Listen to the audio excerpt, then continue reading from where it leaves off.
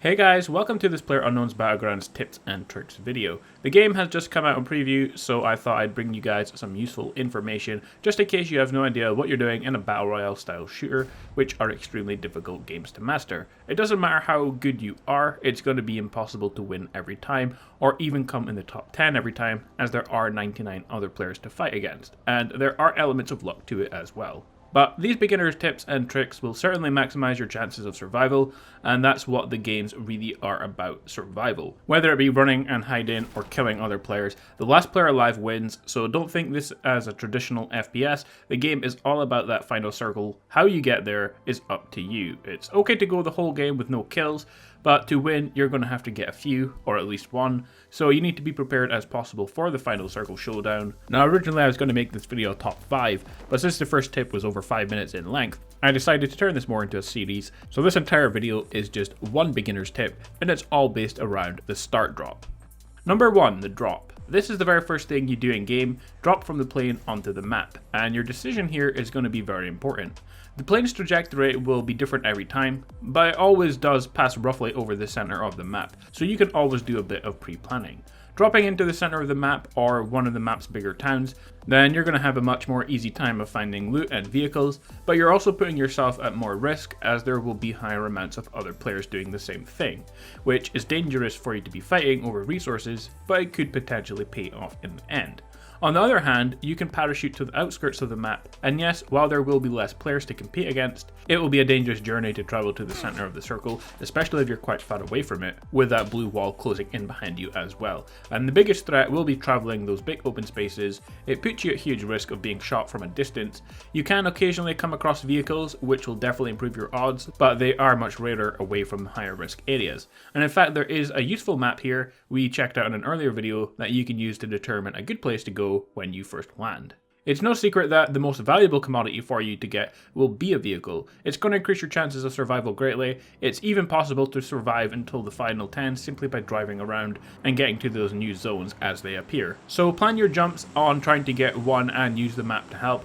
And if you see one while parachuting, it's always best to go for that before any weapons, as they are far more difficult to come across than any weapon is. You can then take it to drive to the furthest parts of the map that you can, where you should be able to loot plenty of items relatively uncontested. It's always the safest option to travel anywhere outside of the parachute drop zone as well, as most don't venture past there when they land. The majority of people just head straight down when they jump out of the plane, and then they search there, and then head towards the center. But you do get an initial 5 minutes before the blue wall starts to close in, so it might be worth your while parachuting a little bit out of the way to try and get loot without any trouble. Of course, it is much easier to get cut out this way from the blue wall as it closes in.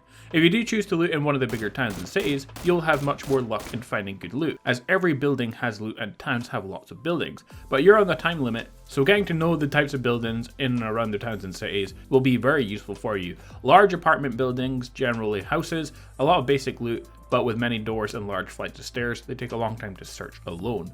Two-story buildings are very common and offer a solid amount of loot, both on the top and bottom floor, but they also have plenty of entrances and exits in case other players attempt to rush you.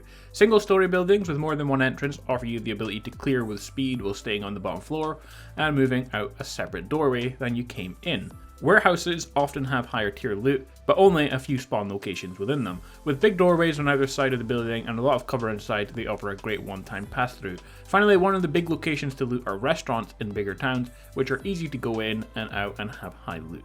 And if you guys want to know where the best place to get loot is, then there is another map which shows you the 6 best locations to get loot, but of course they do come with their risks. The first one is a massive northwestern city bisected by a river and offers a wealth of large apartments to explore.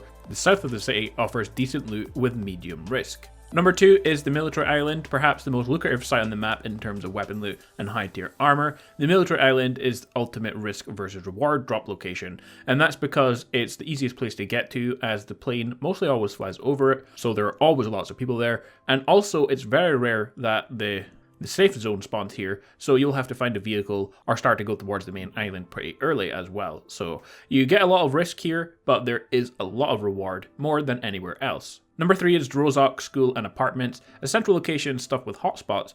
This school is a self-contained deathmatch area, and it's actually the best place in the game where people meet up if they just want to practice their shooting skills on each other. There's a medium to high risk here, but you can get great loot. Underground bunkers, a set of winding and intertwined underground bunkers buried beneath a hill. The military tunnels are quick and easy to loot, but very popular, so are very dangerous. So you can get great loot, not amazing loot, but the risk is very high. Number 5 is a port on the eastern edge of the South Island, has a huge container yard that can be tricky to navigate, but it's a perfect area for fully equipping a whole squad as there's tons of loot here.